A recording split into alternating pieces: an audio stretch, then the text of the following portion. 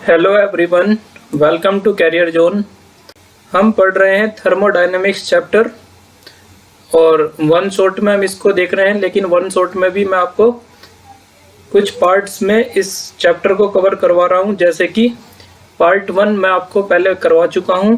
यदि आपने पार्ट 1 नहीं देखा है तो प्लेलिस्ट में जाके आप चेक कर सकते हैं। थर्मोडायनेमिक्स के नाम से प्लेलिस्ट बनी हुई है, वहाँ पर आप वीडियो को चेक कर सकते हैं। तो आज हम लेकर आए आपके लिए पार्ट 2 थर्मोडायनेमिक्स का, ठीक है। और इस चैप्टर में मैं आपको क्या करा रहा हूँ, तो यहाँ पे एक बार देख लीजिए। इस चैप्टर की कंप्लीट थ्योरी हम वीडियो में करेंगे और लगभग सभी टॉपिक्स पर मैं आपको न्यूमेरिकल्स प्रैक्टिस भी करा दूंगा, ठीक है। तो थर्मोडायनेमिक्स से अब डरने की ज़रूरत नहीं है, ठीक है। तो चलिए आज का लेक्चर स्टार्ट करते हैं। बड़ी ध्यान से आप देखना और साथ साथ आप नोट्स भी बनाएंगे तो आपको वीडियो का ज़्यादा फायदा होगा, ठीक है। तो चलिए स्टार्ट करते हैं आज का लेक्चर। रिवर्सिबल और इरिवर्सिबल प्रोसेस आज की वीडियो में हम शुरू करने वाले हैं। तो देखिए रिवर्सिबल प्रोसेस क्या होता है। तो रिवर्सिबल प्रोसेस में हम देखते हैं कि ये एक कंटेनर है मेरे पास, ठीक है। ये एक कंटेनर है और इस कंटेनर के अंदर हमने क्या फिल कर रखा है, गैस फिल कर रखी है, जिसका प्रेशर कितना है P, और ये बाहर का प्रेशर है P एक्सटर्नल, ठीक है। और फिलहाल ये जो सिस्टम है तुम्हारा वो इक्विलिब्रियम में है, मतलब गैस का प्रेशर और एक्सटर्नल प्रेशर क्या होगा, इक्वल। तो अभी इस कंडीशन में यहाँ पर ये पिस्टन ना तो ऊपर जाएगा ना ही नीचे आएगा, ठीक है। अब हम क्या करते हैं, हम इसमें से एक स्मॉल वेट को, जो ग्रीन में हमने दिखाए हैं, यहाँ पर 6 वेट रखे हैं, 6 वेट है जो इसकी स्मॉल वेट है यहाँ पे, ठीक है। तो ये स्मॉल वेट को मैंने क्या कर दिया, रिमूव कर दिया। अब देखो वेट कितने बच रहे हैं बाहर, 5 वेट है जो पिस्टन के ऊपर रखे हुए हैं। तो इसका मतलब क्या हुआ, जो गैस के ऊपर अब प्रेशर लगेगा उसकी अमाउंट कम हो जाएगी। अब बाहर की तरफ जो प्रेशर है जो सिस्टम के ऊपर लग रहा है उसकी वैल्यू होगी P माइनस DP, ठीक है। और गैस का प्रेशर कितना है, P है। अब बताओ, जब आपने बाहर वेट कम कर दिया तो बाहर का प्रेशर कम हो गया, इसका मतलब गैस का प्रेशर क्या हो जाएगा, ज्यादा हो जाएगा। किसके प्रेशर से,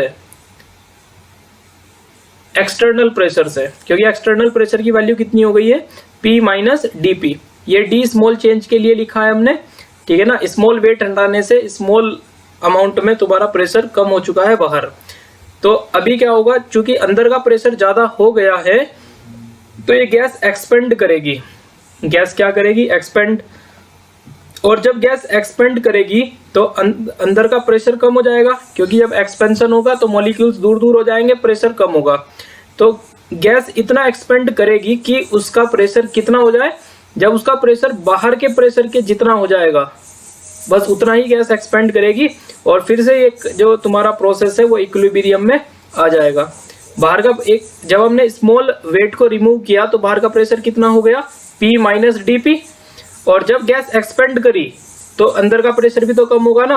अब ये प्रेशर कितना हो गया, अब तुम्हारा जब P माइनस DP ही हो जाएगा अंदर का भी प्रेशर, तो फिर ये पिस्टन ऊपर की तरफ मूव करना बंद कर देगा, मतलब फिर गैस एक्सपेंड नहीं कर पाएगी और ये सिस्टम तुम्हारा फिर से किस में आ जाएगा, इक्विलिब्रियम में आ जाएगा। तो मैंने यहाँ पर क्या लिखा है कि बाहर का प्रेशर कम होने से गैस एक्सपेंड हुई, ठीक है ना। अगर बाहर का प्रेशर कम हो गया तो गैस एक्सपेंड होगी, जिससे अंदर का प्रेशर क्या हो जाएगा, कम। अंदर का प्रेशर कम क्यों होगा, क्योंकि गैस एक्सपेंड करेगी। जब गैस एक्सपेंड करेगी तो अंदर का प्रेशर कम हो जाएगा और दोबारा प्रोसेस में क्या आ जाएगा, इक्विलिब्रियम आ जाएगा। फिर आप क्या करोगे, ये प्रोसेस ऐसे ही चलता जाएगा, इनफाइनाइट टाइम में ये प्रोसेस पूरा होगा। फिर से आप एक स्मॉल वेट को हटाएंगे, बाहर का प्रेशर थोड़ा कम होगा, गैस एक्सपेंड करेगी और जब अंदर का प्रेशर बाहर के प्रेशर के बराबर हो जाएगा तो फिर से इक्विलिब्रियम आ जाएगा। फिर से आप स्मॉल वेट को रिमूव करेंगे तो बाहर का प्रेशर कम होगा, गैस एक्सपेंड करेगी और जब बाहर का और अंदर का प्रेशर सेम हो जाएगा तो फिर से इक्विलिब्रियम आ जाएगा। तो प्रोसेस इसी तरीके से चलता रहेगा। आप स्मॉल वेट को रिमूव करोगे और जो पिस्टन है वो थोड़ा थोड़ा थोड़ा थोड़ा करके ऊपर की तरफ जाएगा और इनफाइनाइट स्टेप में ये प्रोसेस पूरा होगा। तो रिवर्सिबल प्रोसेस ऐसे प्रोसेस होते हैं जो इनफाइनाइट टाइम में या इनफाइनाइट स्टेप में कंप्लीट होते हैं। जबकि इरिवर्सिबल प्रोसेस में क्या होता है, इरिवर्सिबल को समझे। ये हमारे पास एक कंटेनर है, इसके अंदर गैस है जिसका गैस का प्रेशर कितना है P। और बाहर का प्रेशर भी कितना है P, क्योंकि दोनों प्रेशर बराबर होंगे तभी अभी ये इक्विलिब्रियम में है। अब आपने क्या किया, ऑल वेट रिमूव, एक ही बार में सारे वेट रिमूव कर दिए जितने भी रखे थे। ठीक है, अब क्या होगा, अचानक से बाहर का प्रेशर तो बहुत कम हो जाएगा क्योंकि सारे वेट आपने हटा दिए। तो कितना कमी आई प्रेशर में, डेल्टा P।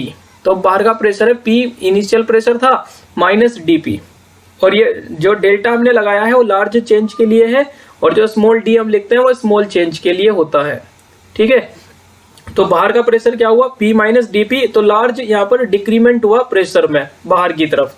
तो अंदर का प्रेशर तो बहुत ज्यादा हो जाएगा बाहर के प्रेशर से, ठीक है ना। तो गैस का प्रेशर एक्सटर्नल प्रेशर से काफी ज्यादा हो गया, तो एकदम से पिस्टन ऊपर की तरफ जाएगा, ठीक है ना, और कभी इसमें बीच में इक्विलिब्रियम नहीं आएगा, और लास्ट में जाके तुम्हारा सबसे एंड पॉइंट पर ये पिस्टन जाके रुकेगा।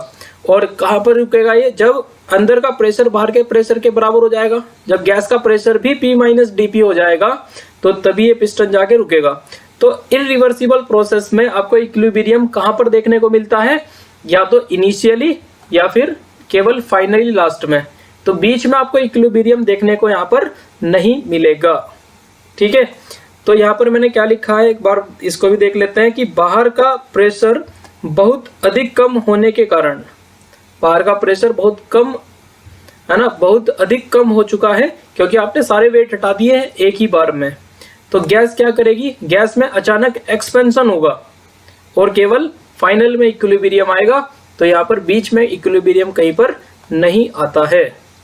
ठीक है ना, तो रिवर्सिबल प्रोसेस वो है जिसमें हर स्टेप में इक्विलिब्रियम रहेगा। स्मॉल वेट आप एक एक करके हटाओगे और ये गैस एक्सपेंड करती जाएगी धीरे धीरे, और इनफाइनाइट स्टेप में ये प्रोसेस होगा। जबकि इरिवर्सिबल प्रोसेस एक ही स्टेप में हो जाएगा, सारे वेट एक बारी में ही हटा दो, ठीक है ना। तो इक्विलिब्रियम या तो आपको इनिशियली देखने को मिलेगा या फिर फाइनल में इक्विलिब्रियम देखने को मिलेगा। ठीक है, अब नेक्स्ट देखिए, यहाँ पर हम डिफरेंसेस लिख लेते हैं। जैसे कि रिवर्सिबल प्रोसेस में क्या था, occurring in infinite small steps, ठीक है ना, छोटे छोटे स्टेप में, क्योंकि आप स्मॉल वेट को रिमूव कर रहे हैं तो स्मॉल स्टेप्स में ये होता है इनफाइनाइट स्मॉल स्टेप में। तो जब ये इनफाइनाइटली स्मॉल स्टेप्स में होगा तो ये इनफाइनाइट टाइम लगेगा इसको फिनिश होने में। जबकि जो इरिवर्सिबल प्रोसेस होता है ये सिंगल स्टेप में हो जाता है, क्योंकि एक ही बार में आप क्या करोगे, सारे के सारे वेट हटा देंगे और जो पिस्टन है तुम्हारा वो लास्ट में एक ही बार में जाके रुकेगा। तो जो तुम्हारा रिवर्सिबल प्रोसेस है वो कैसा होगा, एक्सट्रीमली स्लो, क्योंकि इनफाइनाइट स्टेप में हो रहा है तो बहुत स्लो प्रोसेस होगा, और इरिवर्सिबल प्रोसेस होता है फास्ट। जो रिवर्सिबल प्रोसेस है उसमें इक्विलिब्रियम स्टेट आपको मिलती है एट ऑल स्टेजेस, क्योंकि आपने एक वेट रिमूव किया, फिर थोड़ी गैस एक्सपेंड करी, इक्विलिब्रियम आ गया, फिर आपने एक वेट रिमूव किया, फिर से गैस एक्सपेंड की, इक्विलिब्रियम आ गया। तो हर स्टेज में इक्विलिब्रियम मिलेगा। जबकि इरिवर्सिबल प्रोसेस में इक्विलिब्रियम आपको या तो इनिशियली मिलेगा या फिर फाइनली मिलेगा, ठीक है ना, बीच में आपको इक्विलिब्रियम देखने को नहीं मिलता है इरिवर्सिबल प्रोसेस में। एक पॉइंट आप ये भी याद रखोगे, जो रिवर्सिबल प्रोसेस होते हैं उसमें वर्क डन ज्यादा होता है और इरिवर्सिबल प्रोसेस में वर्क डन स्मॉल होता है। तो ये डिफरेंसेस है रिवर्सिबल और इरिवर्सिबल प्रोसेस में। अब हम पढ़ते हैं नेक्स्ट हीट को। ठीक है, हीट क्या होता है, तो एनर्जी एक्सचेंज का तरीका है, ये पहली वीडियो में भी बता चुका हूं। हीट क्या होती है, हीट और वर्क, मैंने दो चीजें बताई थी आपको। तो ये मेथड होते हैं एनर्जी को एक्सचेंज करने के। तो energy exchange between system and surrounding, ठीक है ना। हीट क्या होती है, एनर्जी एक्सचेंज होता है between system and surrounding. Heat is the form of transfer of energy when there is temperature difference. यदि किन्हीं दो बॉडी के बीच में टेम्परेचर का डिफरेंस हो तो वहां पर एनर्जी का ट्रांसफर होता है हीट के रूप में। ठीक है, जैसे कि मान लो ये एक मेरे पास बॉडी है जिसका टेम्परेचर कितना है T1, ये मेरे पास एक बॉडी है जिसका टेम्परेचर कितना है T2, और मैंने इलेक्ट कर लिया, मान लिया कि T1 जो है वो T2 से बड़ी वैल्यू है। तो हीट का ट्रांसफर किधर से किधर होगा बच्चों, T1 से T2 की तरफ होगा। यदि T1 टेम्परेचर ज्यादा है, T2 टेम्परेचर कम है, तो हीट का ट्रांसफर किस साइड से किस साइड होता है, हाई टेम्परेचर बॉडी से लो टेम्परेचर बॉडी की ओर। हीट का सिंबल क्या होता है, Q होता है, यूनिट जूल होती है, और जो कॉमन यूनिट हम यूज करते हैं हीट की वो कैलोरी होती है। और आप ये याद रखेंगे, एक कैलोरी कितने जूल के बराबर होता है? 4.18 जूल के बराबर होता है। ठीक है। Heat given to the system, यदि सिस्टम को हीट दी जा रही है, यदि हम सिस्टम को हीट दे रहे हैं तो सिस्टम की हीट बढ़ेगी, तो उस हीट को हम कैसा लेते हैं? पॉजिटिव। तो यहाँ पर हीट के जो साइन है उसको हम याद रखेंगे, ठीक है ना। यहाँ से हमको न्यूमेरिकल में भी ये चीजें काम में आएगी। तो heat given to the system, यदि सिस्टम को हम हीट देंगे तो सिस्टम की हीट बढ़ जाएगी, तो उसको हम पॉजिटिव साइन से लिखेंगे। और यदि हीट सिस्टम के द्वारा दी जा रही है, ठीक है ना, heat given by the system, system heat दे रहा है, ये सिस्टम के अंदर से हीट निकल रही है, तो सिस्टम की हीट क्या हो जाएगी? कम। तो उसको हम किस में लेंगे? नेगेटिव में, ठीक है ना। तो यदि आपने सिस्टम को हीट दी तो वो पॉजिटिव होगी, और यदि सिस्टम से हीट ले ली तो वो नेगेटिव होगी। ठीक है। नेक्स्ट हम पढ़ते हैं हीट कैपेसिटी। हीट कैपेसिटी क्या होता है? The amount of heat energy required by a substance to rise its temperature by 1 degree Celsius और 1 केल्विन। हीट कैपेसिटी क्या होता है? किसी भी सब्सटेंस का टेम्परेचर 1 डिग्री सेल्सियस या फिर 1 केल्विन बढ़ाने के लिए जितनी हीट एनर्जी की आवश्यकता होती है, रिक्वायरमेंट होती है, उस अमाउंट ऑफ एनर्जी को, उस अमाउंट ऑफ हीट को हम क्या बोलते हैं? Heat capacity. ठीक है। एक बार और सुन लो, किसी भी सब्सटेंस का टेम्परेचर 1 डिग्री सेल्सियस या 1 केल्विन बढ़ाने के लिए जितनी हीट एनर्जी की रिक्वायरमेंट होती है उसको हम बोलते हैं हीट कैपेसिटी। और हीट कैपेसिटी को हम सी से डिनोट करते हैं, फॉर्मूला होता है Q/T। ठीक है ना, नोट करेंगे इस फॉर्मूले को। हीट कैपेसिटी होता है Q/ΔT, और Q को हम बोलते हैं हीट और डेल्टा T को बोलते हैं चेंज इन टेम्परेचर। एक और टर्म सीखते हैं यहाँ पर, स्पेसिफिक हीट कैपेसिटी क्या है? तो स्पेसिफिक हीट कैपेसिटी क्या है? The amount of heat energy required by 1 gram of substance to rise its temperature by 1 degree Celsius और 1 केल्विन। तो यहाँ पर स्पेसिफिक हो गया अमाउंट तुम्हारा, ठीक है ना, फिक्स हो गया कि सब्सटेंस का कितना वेट लेना है? 1 ग्राम। यदि हम किसी सब्सटेंस के 1 ग्राम का टेम्परेचर 1 डिग्री सेल्सियस या 1 केल्विन बढ़ाना चाहते हैं, इंक्रीज करना चाहते हैं, तो उसको जितनी हीट देनी पड़ेगी, तो वो अमाउंट ऑफ हीट क्या कहलाता है? Specific heat capacity. और इसका फॉर्मूला आप याद रखेंगे, specific heat capacity equal to क्या होता है? Q/m into delta T। और यहाँ पर m क्या बोलते हैं? मास बोलते हैं, मास ऑफ सब्सटेंस। यूनिट होगी Q की, आपकी यूनिट क्या होती है? जूल, और मास नीचे है तो ग्राम इनवर्स हो गया, और टेम्परेचर की यूनिट हो गई केल्विन इनवर्स।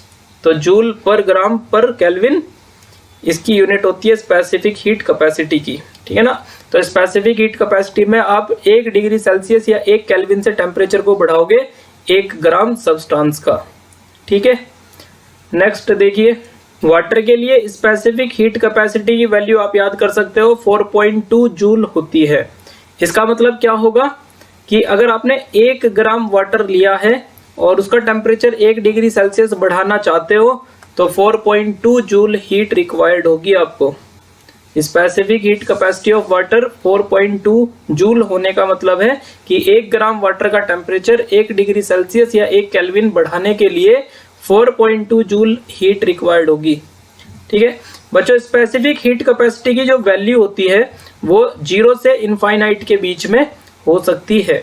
अगर हम आइसोथर्मल प्रोसेस की बात करें तो आइसोथर्मल प्रोसेस के लिए स्पेसिफिक हीट कैपेसिटी की वैल्यू कितनी होती है? इनफाइनाइट। तो चलिए देखते हैं ये इनफाइनाइट कैसे आती है वैल्यू। तो आइसोथर्मल प्रोसेस के लिए टेम्परेचर क्या हो जाता है? कांस्टेंट। आप जानते हो अगर टेम्परेचर कांस्टेंट है तो टेम्परेचर में चेंज कितना होगा? 0 के बराबर होगा या नहीं होगा? यदि टेम्परेचर कांस्टेंट है, आइसोथर्मल प्रोसेस है, तो डेल्टा T कितना होगा? 0। फॉर्मूला होता है C = Q/m into delta T। ठीक है, तो Q यहाँ पर होगा। अब देखो डेल्टा T की वैल्यू आप कितनी पुट कर दोगे? यहाँ पे 0 पुट कर दोगे, और जब नीचे 0 आ जाएगा तो जब आप इस वैल्यू को सोल्व करोगे तो ये वैल्यू कितनी आ जाएगी हमारे पास? इनफाइनाइट आ जाएगी। जबकि अगर हम एडियाबैटिक प्रोसेस की बात करें तो एडियाबैटिक प्रोसेस में हीट में तुम्हारी 0 हो जाती है, हीट का एक्सचेंज नहीं हो पाता। एडियाबैटिक प्रोसेस कल पढ़े थे, ऐसा प्रोसेस होता है जिसमें हीट एक्सचेंज कितना होता है, 0। तो यहाँ पर स्पेसिफिक हीट कैपेसिटी हम निकालेंगे Q upon M into delta T, और Q की वैल्यू जब 0 पुट करोगे तो यहाँ पर आपकी स्पेसिफिक हीट कैपेसिटी कितनी आ जाएगी, 0 आ जाएगी। तो इसलिए ये पॉइंट लिखा गया है कि जो स्पेसिफिक हीट कैपेसिटी की वैल्यू है वो 0 से इनफाइनाइट हो सकती है। तो आप इस बात को याद कर सकते हैं कि स्पेसिफिक हीट कैपेसिटी 0 किसके लिए होती है, एडियाबैटिक प्रोसेस के लिए, और इनफाइनाइट किसके लिए होती है, आइसोथर्मल प्रोसेस के लिए। ठीक है, नेक्स्ट है हमारे पास specific heat capacity at constant volume. तो जब हम कांस्टेंट वॉल्यूम पर स्पेसिफिक हीट कैपेसिटी को निकालते हैं तो इसको हम लिखते हैं CV से, और यहाँ पर C आपको स्मॉल बनाना है, ठीक है ना, CV। तो क्या होता है देखो, specific heat capacity at constant volume, the amount of heat required to rise the temperature of 1 gram substance by 1 degree Celsius at constant volume. तो जो डेफिनेशन हमने अभी पहले देखी थी स्पेसिफिक हीट कैपेसिटी की, तो सेम वही डेफिनेशन है। 1 ग्राम सब्सटेंस का टेम्परेचर 1 डिग्री सेल्सियस से बढ़ाना है, तो जो अमाउंट ऑफ हीट रिक्वायर्ड होगी वो स्पेसिफिक हीट कैपेसिटी होती है। तो अगर ये प्रोसेस जो ये काम हो रहा है अगर वो कांस्टेंट वॉल्यूम पर हो तो उसको बोलते हैं specific heat capacity at constant volume, और इसको हम CV से डिनोट करेंगे। तो इक्वल टू यहाँ पर जो तुम्हारी हीट होगी वो एट कांस्टेंट वॉल्यूम होगी, तो QV लिख देंगे इसको, और अपॉन में रख देंगे डेल्टा T। मतलब यहाँ पर मैंने शॉर्ट में बताया आपको स्पेसिफिक हीट कैपेसिटी क्या होती है। तुम्हारी 1 ग्राम गैस है तुम्हारे पास, उसका टेम्परेचर राइज करना है, टेम्परेचर राइज करना है कितना से, 1 डिग्री सेल्सियस से, ठीक है ना। गैस का टेम्परेचर बढ़ाना है 1 डिग्री सेल्सियस से, तो जितनी हीट रिक्वायर्ड होगी उसको हम कहेंगे specific heat capacity at constant volume, ठीक है ना। यूनिट क्या होगी, जूल पर ग्राम पर डिग्री सेल्सियस, और QV को हम क्या बोलेंगे, हीट एट कांस्टेंट वॉल्यूम। ठीक है, अब हम देखते हैं specific heat capacity at constant pressure. तो इसको हम CP से डिनोट करेंगे। तो amount of heat required to rise the temperature of 1 gram substance by 1 degree Celsius at constant pressure. यदि हम कांस्टेंट प्रेशर पर 1 ग्राम सब्सटेंस का टेम्परेचर 1 डिग्री सेल्सियस से राइज करते हैं तो जितना अमाउंट ऑफ हीट रिक्वायर्ड होता है उसको हम बोलते हैं specific heat capacity at constant pressure. इसको CP से डिनोट कर देंगे। तो ये CP इक्वल टू होता है Q eight constant pressure upon M into delta T। तो यहाँ पर वही बात है कि 1 ग्राम गैस का टेम्परेचर 1 डिग्री सेल्सियस से आपको बढ़ाना है, तो जितनी हीट की रिक्वायर्ड होगी, ठीक है ना, एट कांस्टेंट प्रेशर, उसको हम बोलेंगे CP। यूनिट सेम होगी इसकी भी, जूल पर ग्राम पर डिग्री सेल्सियस, और QP को आप क्या पढ़ोगे, हीट एट कांस्टेंट प्रेशर। तो heat specific heat capacity at constant volume आ जाए या कांस्टेंट प्रेशर आ जाए तो सेम फॉर्मूला होता है तुम्हारा, एट कांस्टेंट वॉल्यूम CV हो जाएगा, एट कांस्टेंट प्रेशर CP हो जाएगा। ठीक है, यदि आप इसको कहें मोलर स्पेसिफिक हीट कैपेसिटी, अब यहाँ पर देखो स्पेसिफिक हीट कैपेसिटी के सामने मोलर शब्द लग गया है। तो अब मोलर का मतलब हम मोल की बात करेंगे, अभी तक 1 ग्राम की बात कर रहे थे, 1 ग्राम का टेम्परेचर 1 डिग्री सेल्सियस से बढ़ा रहे थे हम। अब मोलर स्पेसिफिक हीट कैपेसिटी क्या होती है, हम 1 मोल सब्सटेंस का टेम्परेचर 1 डिग्री सेल्सियस बढ़ाएंगे तो जितना अमाउंट ऑफ हीट रिक्वायर्ड होगा हमको, उसको हम क्या बोलेंगे, मोलर स्पेसिफिक हीट कैपेसिटी। तो molar specific heat capacity at constant volume निकाल लेंगे, इसको हम कैपिटल से लिखते हैं, ठीक है ना। मोलर जब आ जाएगा मोलर स्पेसिफिक हीट कैपेसिटी तो कैपिटल CV और कैपिटल CP होगा, ठीक है।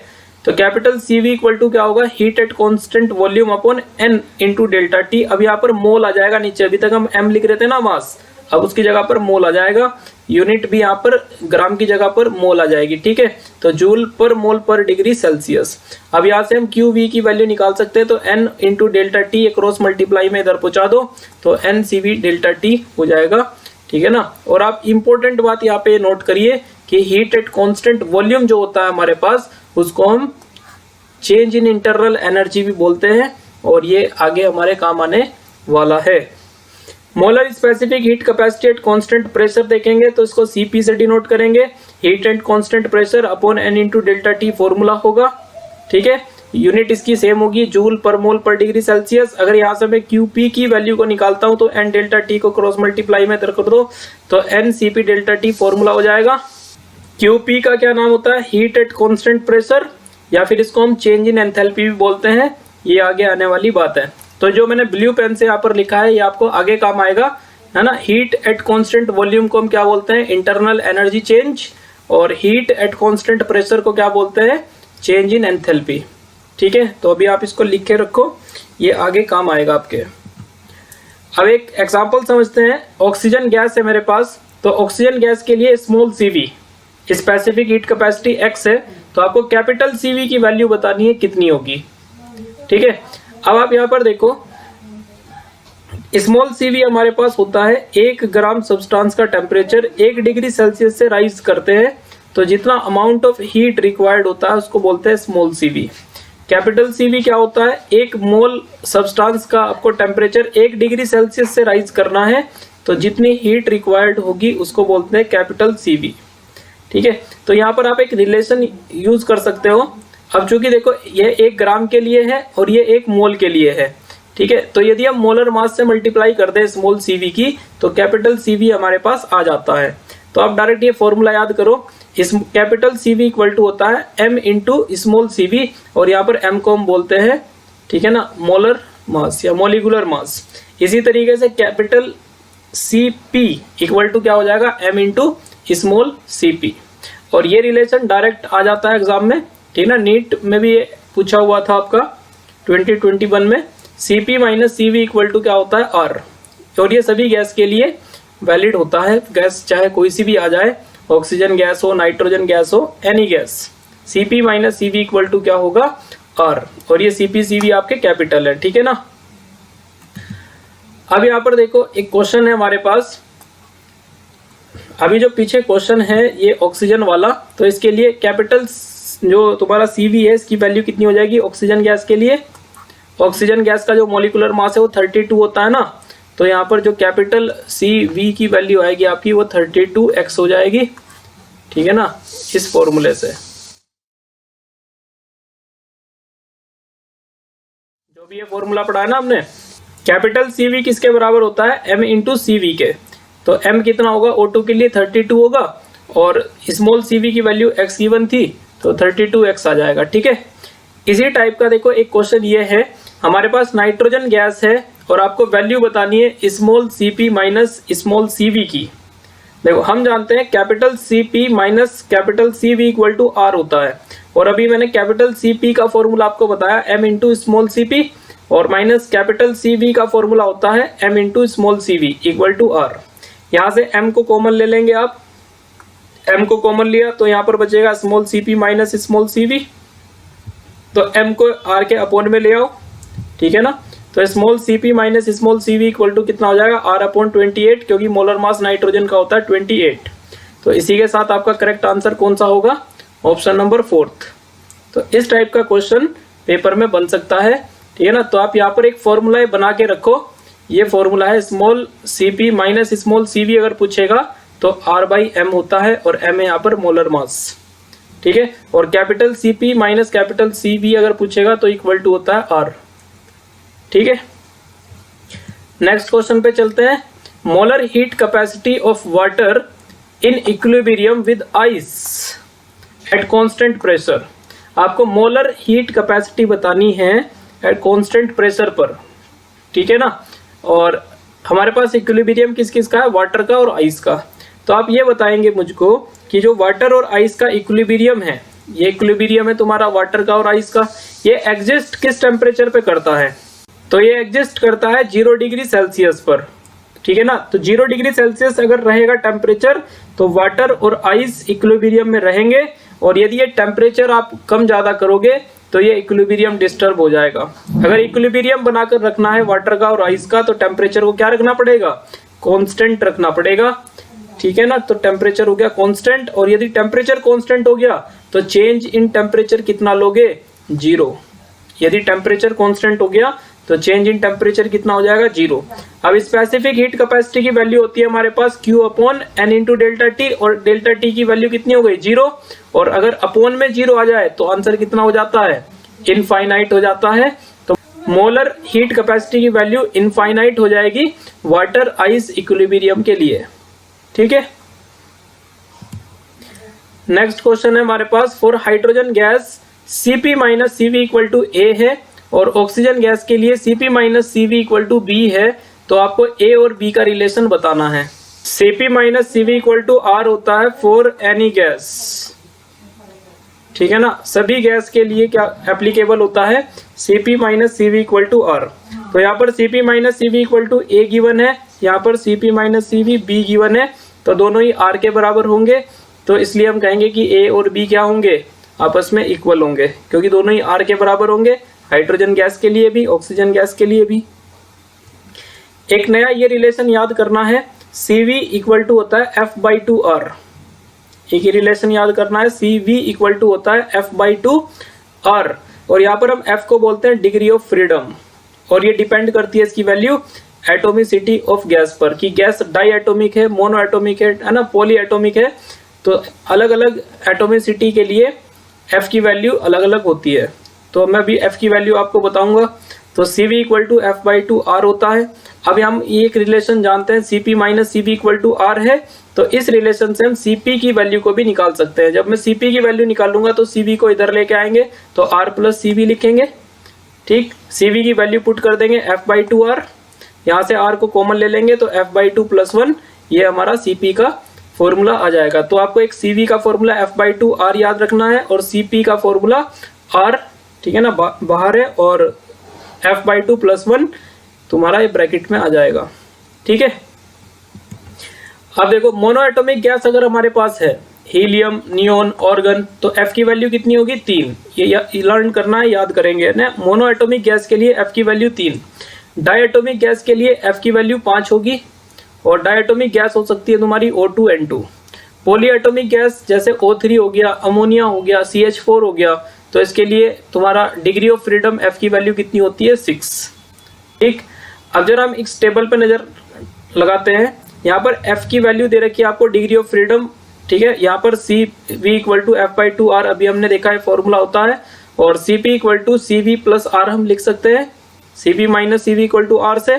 और आपको एक ये फॉर्मूला याद रखना है गामा का, तो गामा इक्वल टू क्या होता है, Cp अपॉन Cv, ठीक है ना। अगर हम Cp को Cv से डिवाइड कर दे तो इसके रेशो को हम गामा बोलते हैं, तो गामा का फॉर्मूला मैंने यहाँ पे लिख लिया, gamma equal to Cp upon Cv। तो मोनोएटॉमिक गैस जैसे हीलियम है, नियोन है, ऑर्गन है, तो इनके लिए F की वैल्यू कितनी बताई, 3। अब यहाँ F की वैल्यू 3 पुट कर दो, तो Cv का फॉर्मूला आ जाएगा मोनोएटॉमिक गैस के लिए 3/2R। Cp आ जाएगा, Cv तो आपने 3/2R पुट किया, और R को ऐसे ही रख दो, तो जब सोल्व करोगे 5/2R। और गामा निकालो, Cp 5/2R, और Cv हो जाएगा तुम्हारा 3/2R। तो जब आप इसको सोल्व करोगे 5/3 आ जाएगा, और फ्रैक्शन में लोगे तो 1.66 आ जाएगा। डायएटॉमिक गैस के लिए अगर हम देखें, जैसे O2N2, तो F की वैल्यू 5 होती है, तो F जब हम Cv के फॉर्मूले में F की वैल्यू 5 पुट करेंगे, तो Cv इक्वल टू आएगा तुम्हारा 5/2R। Cp आ जाएगा 5/2R प्लस R, तो ये हो जाएगी वैल्यू 7/2R। जब हम गामा निकालेंगे तो फिर Cp अपॉन Cv करेंगे, 7/2R को 5/2R से डिवाइड कर दोगे तो आंसर आएगा 7/5, फ्रैक्शन में हम इसको लिखेंगे 1.4। पॉलीएटॉमिक गैसेस के लिए जैसे कि NH3 है, CH4 है, तो F की वैल्यू होती है 6। तो जब हम F की वैल्यू 6 यहाँ पर पुट करेंगे तो 6/2 कितना हो जाएगा, 3R। जब हम Cp निकालेंगे तो Cv हो गया आपका 3R और प्लस R, तो ये आ जाएगा 4R। जब हम गामा निकालेंगे 4R अपॉन 3R, तो ये 4/3 आ जाएगा, और फ्रैक्शन में लिखेंगे 1.33। तो यहाँ पर आप फ्रैक्शन में भी आप गामा की वैल्यू को याद कर सकते हैं, और यहाँ तुम्हारा जो दिया हुआ है जैसे 5/3, 7/5, 4/3, ऐसे हम याद कर सकते हैं। तो मोनोएटॉमिक गैस के लिए सबसे ज्यादा होता है गामा 1.66, उससे कम होता है डायएटॉमिक के लिए 1.4, और सबसे कम होता है पॉलीएटॉमिक के लिए 1.33, ठीक है। तो गामा को आप दो तरीके से कैलकुलेट कर सकते हो, या तो आप Cp अपॉन Cv लिख सकते हैं, या फिर गामा को हम 1 + 2/F भी लिख सकते हैं। अगर आप ये फॉर्मूला लगाओगे, मोनोएटॉमिक, डायएटॉमिक, पॉलीएटॉमिक के लिए गामा निकालना हो, तो यदि मोनोएटॉमिक का गामा निकालना है तो F की वैल्यू यहाँ पर 3 पुट कर दो, आपका 1.66 आंसर आ जाएगा। और यदि डायएटॉमिक के लिए F की वैल्यू 5 पुट कर दो यहाँ पे, तो आपका गामा आ जाएगा 1.4। और यदि F की वैल्यू में यहाँ पर 6 पुट कर दूं, तो पॉलीएटॉमिक के लिए यहाँ पर गामा हमारा 1.33 आ जाता है, ठीक है। तो ये लर्न करनी है टेबल आपको। अब इस पर एक हम क्वेश्चन करते हैं, देखो। The specific heat of a gas is found to be 0.075 calorie. तो ये हमारे पास स्पेसिफिक हीट की वैल्यू गिवन है, ठीक है ना, एट कांस्टेंट वॉल्यूम। तो कांस्टेंट वॉल्यूम पर है तो CV लिखेंगे हम इसको 0.075 एंड इट्स फॉर्मूला वेट, मतलब मोलर मास हमको दे रखा है 40, तो मैंने मोलर मास भी लिख लिया यहाँ पर 40। तो एटोमिसिटी गैस की हमको कैलकुलेट करनी है। एटोमिसिटी हम कैसे पता लगा सकते हैं, गामा की वैल्यू से। तो हम रिलेशन जानते हैं small cp minus small cv equal to क्या होता है R/m। तो यहाँ पर हमको देखो CV की वैल्यू गिवन है तो हम CP की वैल्यू को निकाल लेंगे। तो CP को हमने निकालना है, CV की वैल्यू पुट कर दी हमने, R की वैल्यू कैलोरी में 2 होती है और M हमको दिया है 40। तो जब ये वैल्यू मैं सोल्व करूंगा, आप इसको वैल्यू को सोल्व कर सकते हैं, तो CP की वैल्यू मेरे पास 0.125 कैलोरी आ जाती है। अब आपको पता है गामा इक्वल टू क्या होता है, CP/CV। तो CP की वैल्यू आपने पुट करी 0.125 जो अभी कैलकुलेट की है, और CV की वैल्यू क्वेश्चन में गिवन थी हमको 0.075। पॉइंट से पॉइंट कैंसिल किया, ठीक है ना, सोल्व करेंगे तो 5/3 आएगा, मतलब 1.66। और हम जानते हैं 1.66 गामा किसके लिए होता है, मोनो एटॉमिक गैस के लिए होता है। तो एटोमिसिटी कितनी आ जाएगी बच्चों, 1 आ जाएगी। इस तरीके से क्वेश्चन को सोल्व करना है, ठीक है। दूसरा क्वेश्चन देखो, calculate the amount of heat required, ठीक है ना, हीट कैलकुलेट करनी है। तो मैंने यहाँ पे लिख दिया Q कैलकुलेट करना है। Rise the temperature of 13.5 gram aluminium. तो एल्यूमिनियम का वेट हमको गिवन है 13.5 ग्राम, ये मैंने नोट किया। टेम्परेचर राइज हुआ 300 केल्विन से 400 केल्विन तक। तो चेंज इन टेम्परेचर कितना हो गया, 400 माइनस 300, तो 100 केल्विन आपका डेल्टा T आ चुका है। If specific heat of aluminium is 0.9 joule पर डिग्री सेल्सियस पर ग्राम, तो आपकी स्पेसिफिक हीट की वैल्यू आपको C की वैल्यू गिवन है। तो हम फॉर्मूला लगाएंगे स्पेसिफिक हीट का, यहाँ पर स्पेसिफिक हीट कैपेसिटी का फॉर्मूला लगाओ, Q/m इंटू डेल्टा T है, और यहाँ से मुझे को Q निकालना है, तो इधर इसकी क्रॉस मल्टीप्लाई कराएंगे, तो C into m into delta T, सारी वैल्यू पुट करो, आंसर आ जाएगा हमारा 1215 जूल, ठीक है। तो इस तरीके से फॉर्मूला बेस्ड क्वेश्चन आता है एग्जाम में। एक बार और प्रैक्टिस करते हैं। Calculate the amount of heat required, आपको हीट निकालनी है, तो Q हमने लिखा कैलकुलेट करना है। To rise the temperature of 5 gram iron, iron का मास गिवन है 5, 25 डिग्री सेल्सियस से 75 डिग्री सेल्सियस, मतलब चेंज इन टेम्परेचर कितना होगा, 50 kelvin.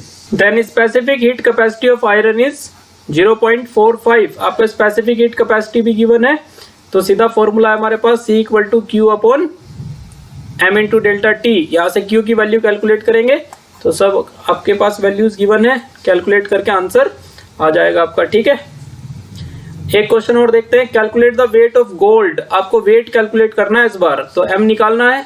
Having specific heat capacity, तो C की वैल्यू आपको 0.13 गिवन है, इसको मैंने नोट किया। Which is heated from 25 degree Celsius to 300 degree Celsius, तो चेंज इन टेम्परेचर कितना आएगा, 275 आ जाएगा।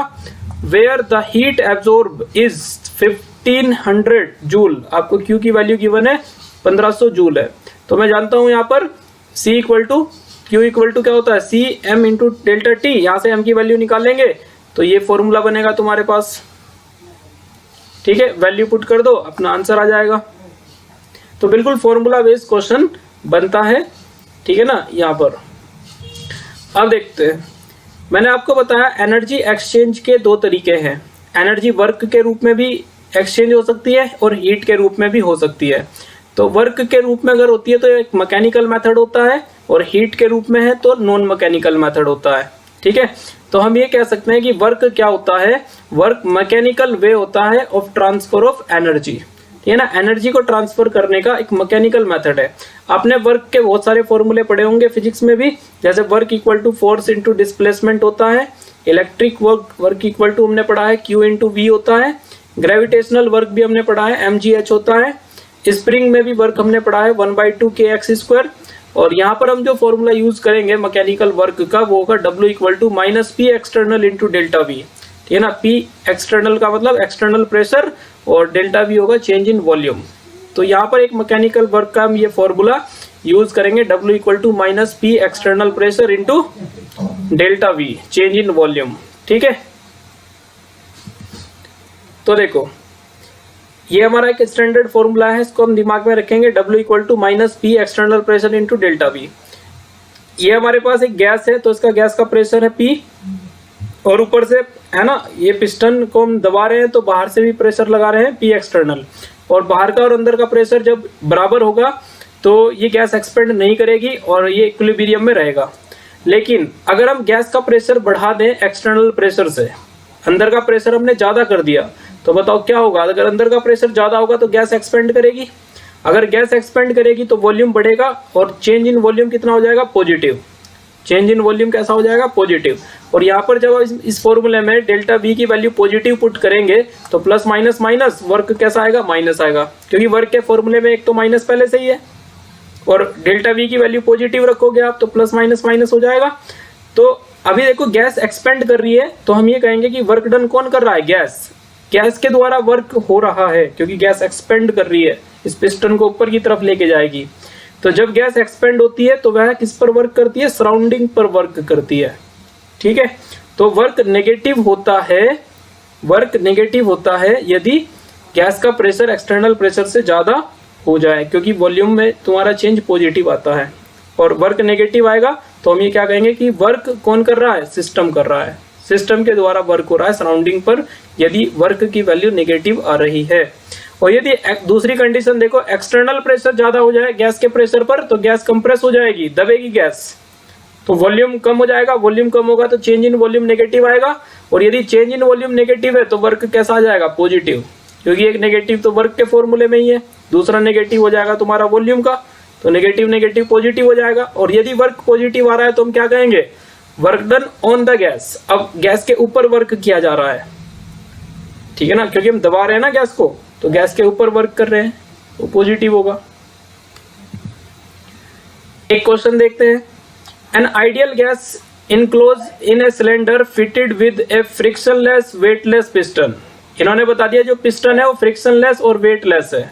पुशेज इट आउटसाइड, और उसको आउटसाइड पुश किया जा रहा है, मतलब ऊपर की तरफ।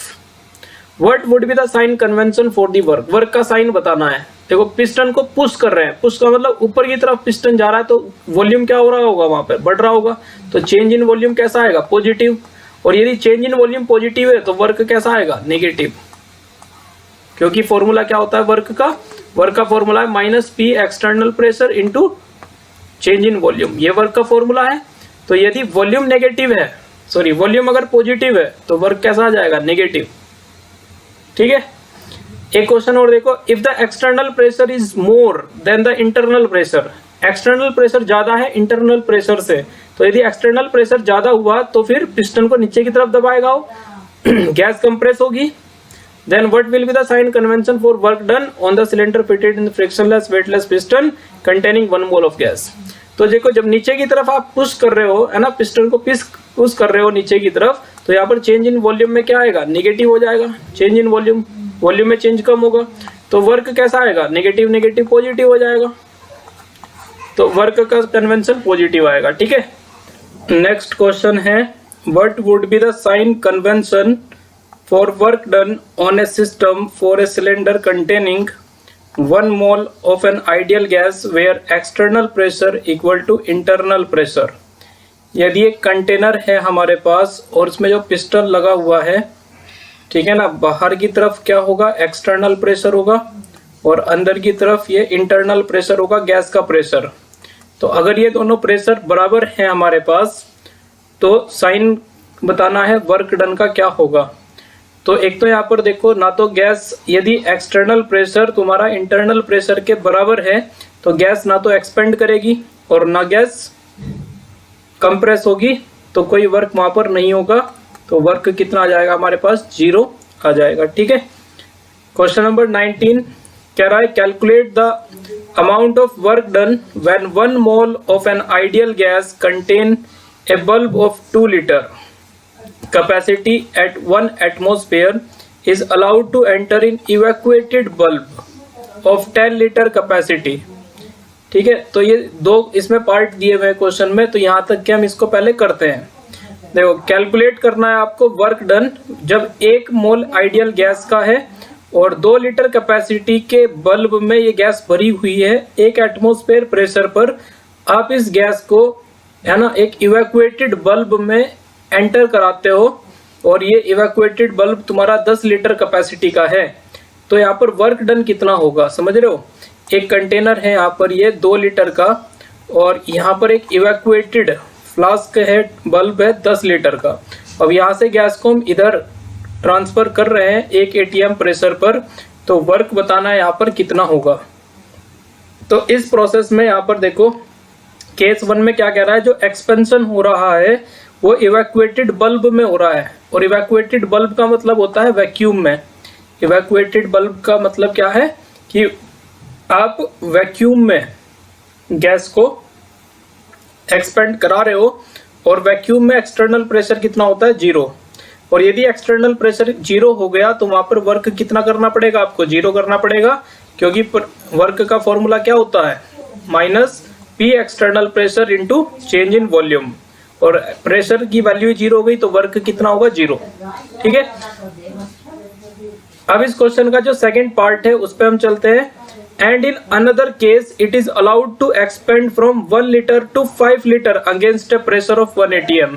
1 ATM के प्रेशर पर 1 लीटर के बल्ब से 5 लीटर के जो बल्ब में गैस को एक्सपेंड कराया जा रहा है, तो वर्क कितना करना पड़ेगा। तो इसका सॉल्यूशन आप यहाँ पर देखिए, 1 लीटर से 5 लीटर में है ना, तो चेंज इन वॉल्यूम कितना आ जाएगा बच्चों, 4। चेंज इन वॉल्यूम निकाल लेंगे, final volume minus initial volume. Final volume है 5 लीटर, इनिशियल है 1 लीटर, तो तुम्हारा चेंज इन वॉल्यूम आ गया 4 लीटर। वर्क का फॉर्मूला लगाएंगे minus P external into delta V, तो प्रेशर कितना दिया हुआ है 1, चेंज इन वॉल्यूम कितना है 4, तो आपका -4 ATM लीटर आ जाएगा वर्क। अब यहाँ पर इंपॉर्टेंट बात यह है कन्वर्जन की, जो 1 एटमॉस्फेयर लीटर, एक 1 ATM लीटर जो होता है तुम्हारा, वो जूल में 101.3 जूल के बराबर होता है।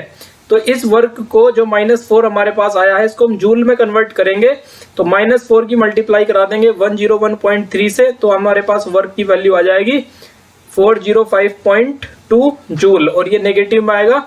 और जो नेगेटिव साइन होता है ये क्या इंडिकेट करता है कि वर्क डन किया जा रहा है बाय द सिस्टम।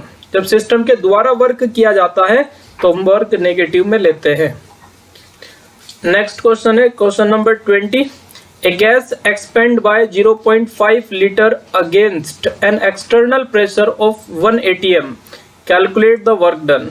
गैस को एक्सपेंड कराया जा रहा है बाय 0.5 लीटर, ठीक है ना, इतना गैस एक्सपेंड कराया गया है, और एक्सटर्नल प्रेशर आपका 1 ATM है, वर्क डन कैलकुलेट करना है। तो यहाँ पर चेंज इन वॉल्यूम आपका हो गया 0.5 लीटर, एक्सटर्नल प्रेशर है 1 ATM, वर्क कैलकुलेट करना है, तो डायरेक्ट फॉर्मूला बेस्ड क्वेश्चन है। आपका मल्टीप्लाई करा के आएगा, प्रेशर 1 हो गया, चेंज इन वॉल्यूम 0.5 है, तो वर्क आ जाएगा -0.5 ATM लीटर, 101.3 जूल है ना, इससे हम मल्टीप्लाई कर देंगे, वैल्यू जूल में आ जाएगी। और जो नेगेटिव आ रहा है तुम्हारा वर्क, ये नेगेटिव किसको रिप्रेजेंट कर रहा है कि वर्क डन गैस के द्वारा किया जा रहा है यहाँ पे, ठीक है। देखो, जब प्रेशर कांस्टेंट होता है तो हम फॉर्मूला लगाते हैं W = -P external into delta V, ठीक है ना। यहाँ पर तो ये प्रेशर, जो प्रेशर की वैल्यू होती है, प्रेशर कैसा होता है, कांस्टेंट प्रेशर होता है। लेकिन अगर हमारे पास प्रेशर वेरिएबल हो, लगातार चेंज हो रहा हो प्रेशर, तो फिर हम ये फॉर्मूला ऊपर वाला नहीं लगा सकते, फिर हमको यहाँ पर लेना होता है, इंटीग्रेशन करना पड़ता है वॉल्यूम V1 से V2 तक। तो हम फॉर्मूला लगाते हैं वर्क का -P external into delta V, और इसका इंटीग्रेशन कर देंगे V1 से V2 वॉल्यूम तक। तो और ये आप अप्लाई कर सकते हो फॉर एनी प्रोसेस, ठीक है ना। और यदि ग्राफ में वर्क आ जाए तुम्हारा, तो ग्राफ में वर्क क्या होता है, एरिया अंडर PV कर्व, बहुत ज्यादा इंपॉर्टेंट बात है ये, ठीक है ना। जो PV कर्व में एरिया ऑक्यूपाई किया जाता है जितना भी, तो वो किसको रिप्रेजेंट करता है, वर्क को रिप्रेजेंट करता है। तो PV कर्व पर बेस्ड एक क्वेश्चन है हमारे पास, question number 21। A gas expand A to B, एक गैस है हमारे पास, वो एक्सपेंड कर रही है A से B पर, फाइंड वर्क डन, ठीक है। तो ये हमारे पास ग्राफ है, P हमको Y एक्सिस पर दिया है और X एक्सिस पर वॉल्यूम दिया है। तो प्रेशर की वैल्यू है यहाँ पर 2 ATM, 4 ATM, और वॉल्यूम है हमारे पास 1 लीटर, 2 लीटर और 3 लीटर। और यहाँ से देखो जो गैस एक्सपेंड कर रही है वो A पॉइंट से B पॉइंट पर एक्सपेंड कर रही है।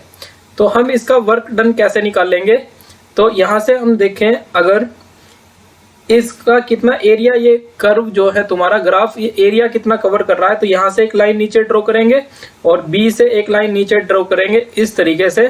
तो ये जो एरिया कवर हो रहा है इसका हम एरिया निकाल लेंगे। जो इसका एरिया आएगा वो वर्क डन को रिप्रेजेंट करेगा।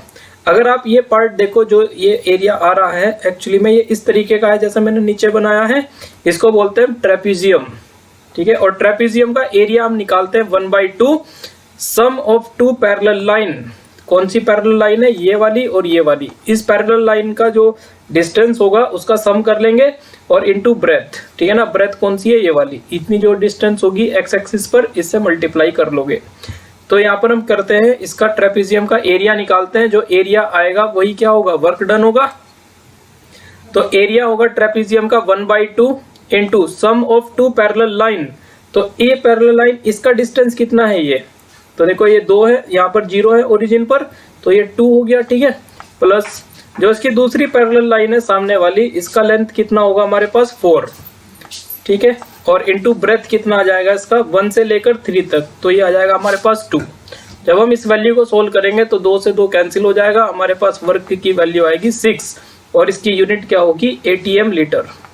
6 ATM लीटर यहाँ पर हमारे पास वर्क आ जाएगा, ठीक है। और चूंकि A से B प्रोसेस में हम जा रहे हैं तो इसमें वॉल्यूम इंक्रीज हो रहा है। A से B जब हम जाएंगे तो वॉल्यूम इंक्रीज करेगा और वॉल्यूम इंक्रीज करेगा तो डेल्टा V की वैल्यू पॉजिटिव होगी, तो वर्क नेगेटिव आएगा। तो यहाँ पर हम माइनस में रखेंगे -6 ATM लीटर, और ATM लीटर को जूल में भी कन्वर्ट कर सकते हैं। तो W की वैल्यू आ जाएगी हमारे पास -6 × 101.3 से मल्टीप्लाई करा लेंगे तो हमारा वर्क जूल में आ जाएगा, ठीक है। तो ग्राफ बेस्ड क्वेश्चन इस तरीके से हमको सोल्व करना है, ठीक है। नेक्स्ट क्वेश्चन पर चलते हैं 22 पर। तो एक और हमको पीवी कर्व दिया हुआ है जिसमें A से हम B पर गए हैं, यहाँ पर B से C पर और C से फिर से A पर, ठीक है। तो हमको फाइंड वर्क डन करना है और वर्क डन हमने निकालना है A से B में प्रोसेस में। जब हम A से B गए तो कितना वर्क करना पड़ा, B से C में कितना वर्क करना पड़ेगा, C से A में कितना वर्क करना पड़ेगा और पूरी साइकिल में कितना वर्क करना पड़ेगा ABCA में। तो अलग अलग हम यहाँ पर प्रोसेस में वर्क कैलकुलेट करेंगे। तो AB में कितना वर्क करना पड़ेगा, हमारे पास फॉर्मूला होता है -P external into delta V, ठीक है। तो A से B प्रोसेस में ये बताओ प्रेशर कितना इंक्रीज हो रहा है, 2 से 6 हो गया, दिख रहा है ना। A से B प्रोसेस में 2 से 6 हो गया तो कितना आपका प्रेशर की वैल्यू कितनी है, 4, ठीक है। और इंटू वॉल्यूम में चेंज कितना है, तो देखो ये तो सीधी लाइन है, तो वॉल्यूम में चेंज कितना होगा, 0। भाई हर पॉइंट पर आप देखो वॉल्यूम कितना है, 1 ही है। हर पॉइंट पर, A पॉइंट पर भी वॉल्यूम 1 है, B पॉइंट पर भी वॉल्यूम 1 है, तो वॉल्यूम में चेंज कितना आएगा, 0। तो AB प्रोसेस में वर्क कितना आ जाएगा हमारे पास, 0 आ जाएगा। B से C में जब हम वर्क निकालेंगे, देखो B से C में, तो B से C में, ठीक है ना, प्रेशर की वैल्यू कितनी है, 6, ठीक है ना। चेंज 0 मत लेना यहाँ पर क्योंकि प्रेशर में चेंज नहीं है, प्रेशर की तो वैल्यू लेनी है 6। और चेंज इन वॉल्यूम, तो 1 से 3 पे गए आप, तो चेंज इन वॉल्यूम कितना आया, 2। तो यहाँ पर आपका -12 ATM लीटर वर्क डन आया। अब हम C से A में निकालते हैं। जब हम C से A में आए हैं तो हम देखेंगे C से A में, तो इसका कैसे निकालेंगे, जब यहाँ से हम नीचे की तरफ लाइन ड्रॉ करेंगे ऐसे, तो ये वाला एरिया हम कैलकुलेट करेंगे, ये वाला एरिया, ठीक है ना। ये एरिया जितना होगा, ठीक है ना, यही हमको क्या दे देगा, वर्क की वैल्यू देगा। और ये देखो ट्रेपीजियम बन रहा है और ट्रेपीजियम का एरिया हम निकालेंगे, ये वर्क देगा हमको। तो वर्क इन CA क्या होगा, एरिया ऑफ ट्रेपीजियम के बराबर होगा। और ट्रेपीजियम का एरिया मैंने अभी बताया आपको 1/2 सम ऑफ पैरेलल साइड। तो यहाँ से यहाँ तक का कितना डिस्टेंस है, 2 है, तो ये 2 लिख दिया। प्लस ये वाली लेंथ जो है तुम्हारी C से जो नीचे आ रही है, ये कितना लेंथ है, 6 है, तो +6 और इंटू ब्रेथ कितना है, 1 से 3, ठीक है ना, ये आ गया 2 आपका। तो ये 2 से 2 कैंसिल कर दो, 6 और 2 कितना आएगा, 8। तो आपका ये 8 आंसर आ जाएगा। अब ये 8 जो है तुम्हारा, ये पॉजिटिव होगा या नेगेटिव होगा, तो देखो यहाँ पर वर्क जो है तुम्हारा C से जब आप A में आए तो वॉल्यूम डिक्रीज कर रहा है। जब आप C से A पर आ रहे हो तो वॉल्यूम घट रहा है, और वॉल्यूम घटेगा तो डेल्टा V नेगेटिव होगा। और एक वर्क के फॉर्मूले में नेगेटिव साइन होता है, अगर डेल्टा V नेगेटिव है तो ये नेगेटिव क्या हो जाता है, पॉजिटिव, तो ये वर्क पॉजिटिव आएगा। और तुम्हारा ए बी सी ए में वर्क कितना होगा, टोटल वर्क के बराबर होगा। और टोटल वर्क कैसे निकालोगे, आप सभी प्रोसेस में जितना भी वर्क करना पड़ा है उस सभी वर्क का सम कर लो। तो वर्क जो ए बी में हुआ प्लस बी सी में हुआ प्लस सी ए में हुआ, तो ए बी में कितना था 0, बी सी में कितना था -12 और सी ए में कितना है 8। तो जब जोड़ोगे तो कितना आएगा -4 ATM लीटर आ जाएगा। ठीक है, तो इस तरीके से आपको सोल्व करने हैं ग्राफ बेस्ड क्वेश्चन जो वर्क पे होंगे। अब आप देखो वर्क इन साइक्लिक प्रोसेस, यदि आपने साइक्लिक प्रोसेस में वर्क निकालना है तो आपके पास एक तरीका ये भी है कि आप साइकिल का एरिया निकाल लो। जैसे भी एक क्वेश्चन था, आपने पूरी साइकिल का वर्क निकालना था ABCA, तो उसमें एक तो तरीका यह है कि इंडिविजुअल वर्क जितने भी आए हैं उन सबका सम कर लो, तो तब आपको साइकिल का वर्क पता चल जाएगा, साइकिल में कितना वर्क होगा। दूसरा तरीका है कि आप साइकिल का एरिया निकाल सकते हो। ठीक है, और यदि आप साइकिल में क्लॉकवाइज चलोगे तो वर्क नेगेटिव में आंसर कर देना, और यदि हम एंटी क्लॉकवाइज चलेंगे तो वर्क पॉजिटिव होगा। ठीक है, जैसे अभी प्रीवियस क्वेश्चन में, पिछले क्वेश्चन में हमने बात किया, तो वर्क इन ABCA, जो A से B, B से C, C से A, तो ये एक ट्रायंगल बन रहा है ना, तो इस ट्रायंगल का अगर मैं एरिया निकाल लूं, तो मुझको वर्क की वैल्यू मिलेगी। अब यहाँ पर बताओ आप कि एंगल ऑफ ट्रायंगल, एरिया जो होता है ट्रायंगल का, वो क्या होता है 1/2 बेस इंटू हाइट। ठीक है ना, 1/2 बेस की वैल्यू बताओ कितनी है, तो चेक कर लेते हैं। तो ये बेस होगा B से C, ठीक है ना, तो 2 आ गई, और लेंथ कितनी है तुम्हारी 2 से 6 है, तो ये 4 हो गई। ठीक है, तो यहाँ पर आपने 2 × 4 किया, 2 से 2 कैंसिल, 4 आपका आंसर आया। और नेगेटिव वर्क क्यों आ रहा है, क्योंकि आप देखो इस साइकिल में क्लॉकवाइज चल रहे हो आप, A से B, B से C और फिर C से A, तो ये क्लॉकवाइज हो गया ना। यदि ऐसे चलते हैं तो ये क्लॉकवाइज है, ऐसे चलते हैं तो एंटी क्लॉकवाइज है। ठीक है, ये हो गया क्लॉकवाइज और ये हो गया तुम्हारा एंटी क्लॉकवाइज, तो इसलिए -4 आप डायरेक्ट आंसर निकाल सकते थे। ठीक है ना, एरिया ऑफ साइकिल कैलकुलेट करके।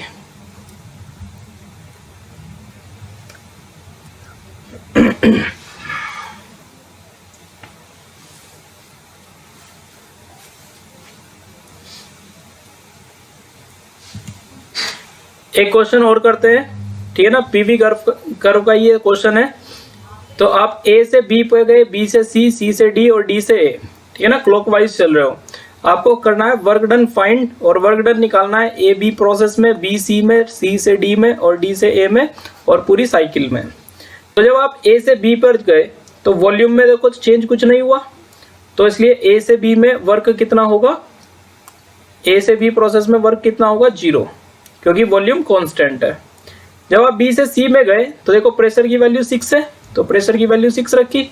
चेंज इन वॉल्यूम कितना हुआ 1 से 4, तो चेंज इन वॉल्यूम है 3, तो आपका वर्क आ गया -18।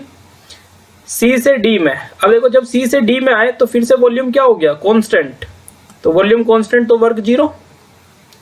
D से A में, ठीक है, D से A में, अब आप देखो D से A में तुम्हारी प्रेशर की वैल्यू कितनी है 2, और चेंज इन वॉल्यूम कितना है, तो देखो 4 से 1 हो रहा है वॉल्यूम, तो चेंज इन वॉल्यूम है -3, तो इसलिए वर्क आ जाएगा तुम्हारा +6, माइनस माइनस प्लस हो जाएगा।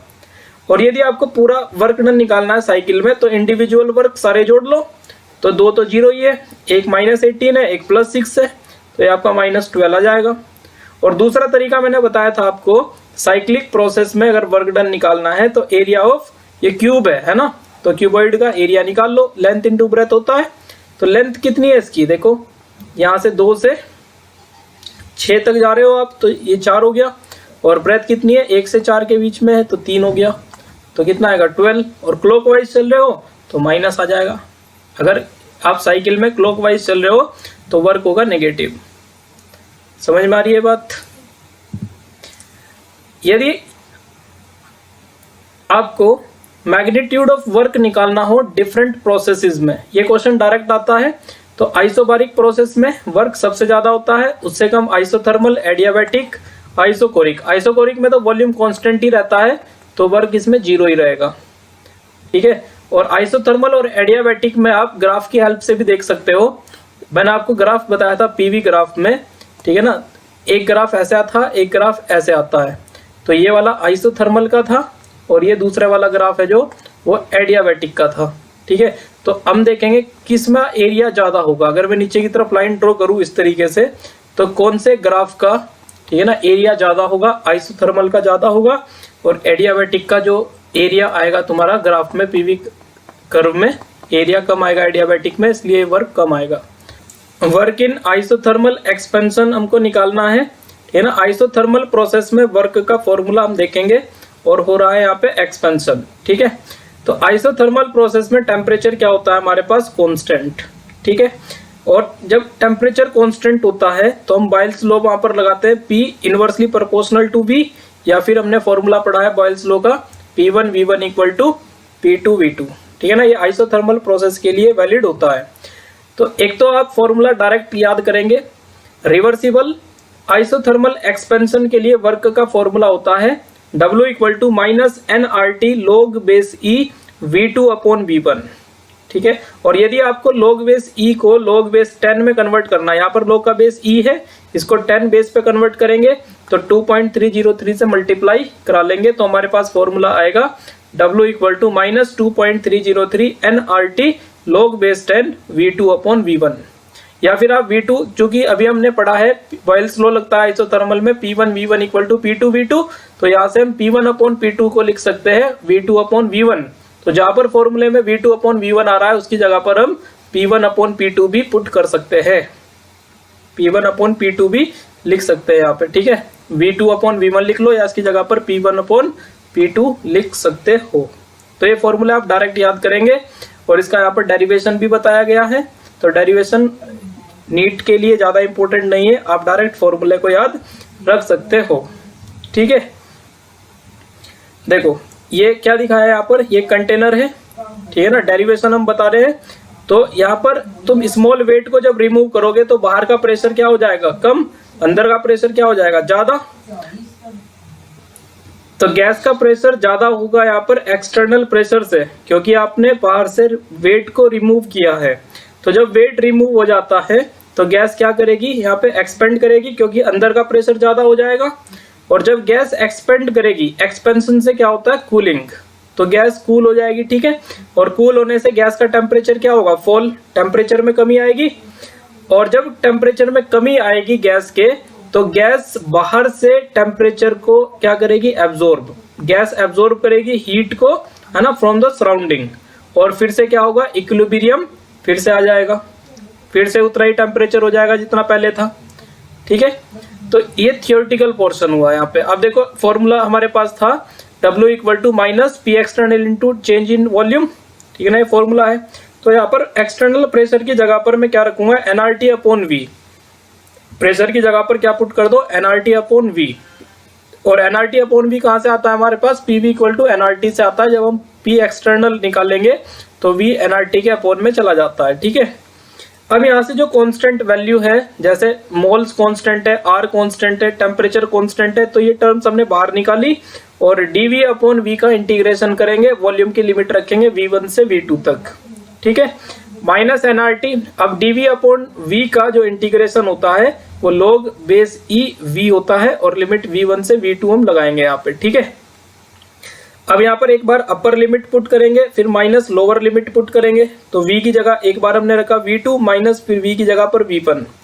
और यहाँ पर तुम्हारा हम इसको लिख सकते हैं minus nRT log base E V2 upon V1, क्योंकि जो अपॉन में होता है वो माइनस में log के साथ लिखा जाता है, तो इसको हम ऐसे लिख सकते हैं। ठीक है, अब यहाँ पर log बेस E हटा दो तो 2.303 से मल्टीप्लाई कर दो, तो ऐसे भी लिख सकते हैं। ठीक, और V2 अपॉन V1 की जगह पर मैंने अभी बताया आपको P1 अपॉन P2 भी लिख सकते हैं। ठीक है, और दूसरी इंपॉर्टेंट बात इसमें यह है कि जो nRT आ रहा है ना तुम्हारा, तो nRT की जगह पर हम P1 V1 भी पुट कर सकते हैं और P2 V2 भी पुट कर सकते हैं, क्योंकि हमने पढ़ा है PV इक्वल टू nRT होता है। तो nRT की जगह पर तो PV आएगा ना, और PV इक्वल टू क्या है तुम्हारा, P1 V1 या और P2 V2 दोनों बराबर है। तो nRT की जगह पर P1 V1 भी लिख सकते हो, P2 V2 भी लिख सकते हो। तो ये मॉडिफिकेशन से फॉर्मूले में जो क्वेश्चन में गिवन डाटा होता है उसके अकॉर्डिंग हम फॉर्मूले को मॉडिफाई कर लेते हैं। ठीक है, और यदि हम वो भी फॉर्मूला जो देखा है वो किसके लिए था, रिवर्सिबल, ठीक है ना, एक्सपेंशन। अब हम बात कर रहे हैं इरिवर्सिबल आइसोथर्मल एक्सपेंशन के लिए। तो इसमें दो कंडीशन है। अगर देखो वैक्यूम है, वैक्यूम में क्या होता है, गैस का फ्री एक्सपेंशन होता है और एक्सटर्नल प्रेशर कितना होता है, जीरो, क्योंकि बाहर कुछ है ही नहीं वैक्यूम में, तो एक्सटर्नल प्रेशर कितना होता है, जीरो। और यदि एक्सटर्नल प्रेशर जीरो हो गया तो वर्क कितना होगा, जीरो। तो ध्यान रखना वैक्यूम में वर्क जीरो होता है क्योंकि एक्सटर्नल प्रेशर जीरो है। दूसरी कंडीशन ये है इरिवर्सिबल में कि यदि आपने सारे वेट एक साथ हटा दिए कंटेनर के ऊपर से, जो पिस्टन के ऊपर वेट रखे हुए थे, तो एक्सटर्नल प्रेशर की वैल्यू बहुत कम हो जाएगी और गैस का प्रेशर बहुत ज्यादा हो जाएगा, ठीक है ना। तो हम वहां पर वॉल्यूम में चेंज एकदम लार्ज आएगा, तो चेंज कैसा लेंगे, डेल्टा वी लेंगे। तो हम डायरेक्ट ये फॉर्मूला लगा सकते हैं, W equal to minus P external into delta V, ठीक है। अब क्वेश्चन देखते हैं इसके ऊपर क्वेश्चन कैसे पूछा जाएगा। तो एक क्वेश्चन है वर्क के ऊपर, 1 mole of oxygen is allowed to expand isothermally and reversibly.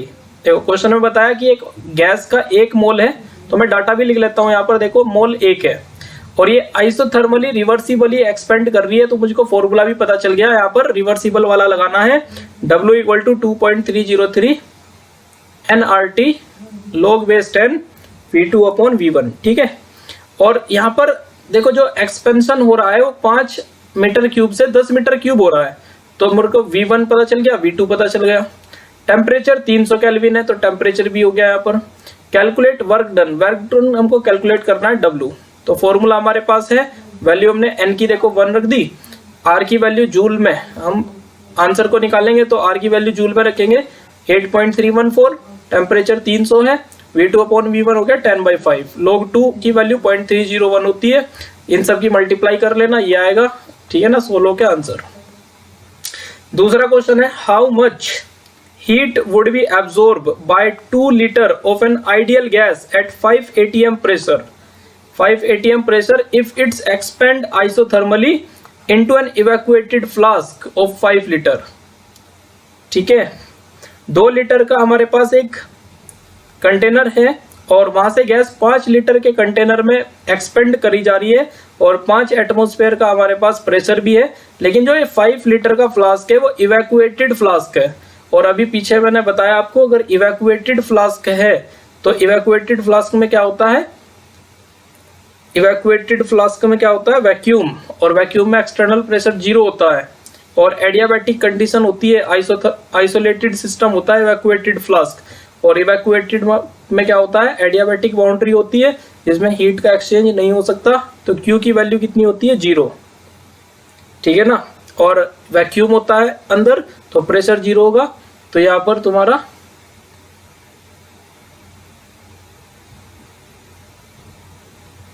Question में पूछा था how much heat would be absorb, है ना, कितनी हीट एब्जॉर्ब होगी, तो हीट एब्जॉर्ब कितना होगा, 0, क्योंकि इवैक्यूएटेड फ्लास्क कैसा होता है, आइसोलेटेड सिस्टम होता है और आइसोलेटेड सिस्टम में हीट एक्सचेंज नहीं होती है, ठीक है ना तो हीट एब्जॉर्ब होगी और ना हीट रिलीज होगी, तो Q कितना होगा, 0 होगा, ठीक है। अब हम देखते हैं दूसरा, हमने आइसोथर्मल में वर्क को कैलकुलेट किया, अब हम देखेंगे एडियाबैटिक एक्सपेंशन में वर्क कैसे निकालते हैं। तो एडियाबैटिक एक्सपेंशन में हीट एक्सचेंज कितना है, 0, Q की वैल्यू 0 होती है, ठीक है। और इसमें आप ध्यान रखेंगे पॉइसन इक्वेशन हम लगाते हैं एडियाबैटिक एक्सपेंशन में, जो कि होती है P1 V1 की power gamma equal to P2 V2 की पावर गामा, ठीक है ना। ये इक्वेशन हम लगाते हैं एडियाबैटिक प्रोसेस के लिए। और जो गामा की वैल्यू है वो आपको पता है, मोनोएटॉमिक के लिए 1.66 होती है, डायटोमिक के लिए 1.4, ट्राइएटॉमिक के लिए 1.33। ये हमारे पास पीवी कर्व है, यहाँ पर आइसोथर्मल क्या है ना, कर्व कम होता है और ज्यादा कर्व ग्राफ होता है तुम्हारा एडियाबैटिक का, तो इसलिए एडियाबैटिक में वर्क कम होता है आइसोथर्मल के कंपैरिजन में। तो अगर स्लोप की बात करें, स्लोप किसका ज्यादा है, तो स्लोप ज्यादा होगा एडियाबैटिक का आइसोथर्मल के कंपैरिजन में। और डायरेक्ट अगर आप वर्क का फॉर्मूला याद करेंगे तो फॉर्मूला होता है NR upon gamma -1 T2 - T1।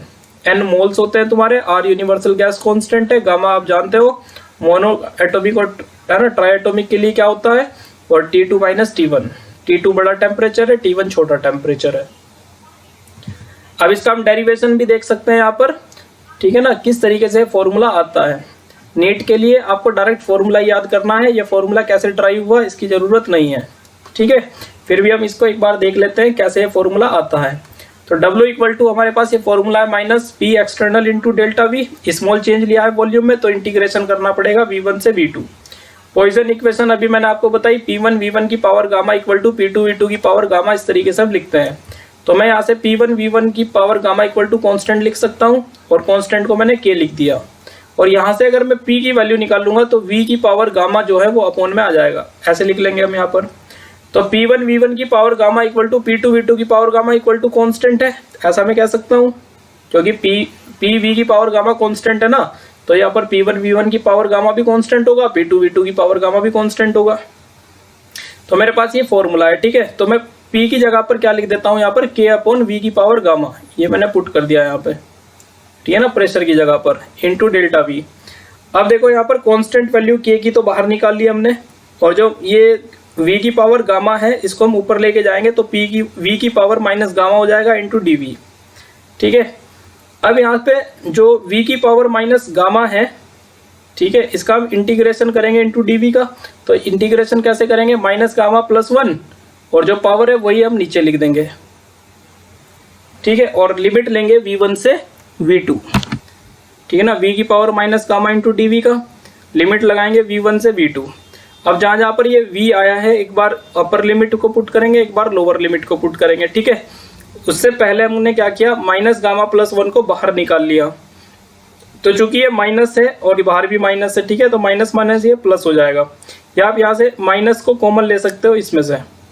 जब मैं माइनस कॉमन लूंगा तो ये गामा प्लस का हो जाएगा और ये 1 माइनस का हो जाएगा, और जो माइनस आपने कॉमन लिया है वो माइनस माइनस कैंसिल हो जाएगा। तो K अपॉन गामा माइनस 1 यहाँ पर हम लिखेंगे, और यहाँ V की जगह पर आपने V2 पुट किया, V2 की पावर माइनस गामा प्लस 1, और माइनस करके एक बार लोअर लिमिट पुट करेंगे V1 की पावर माइनस गामा प्लस 1, ठीक है। तो K अपॉन गामा माइनस 1।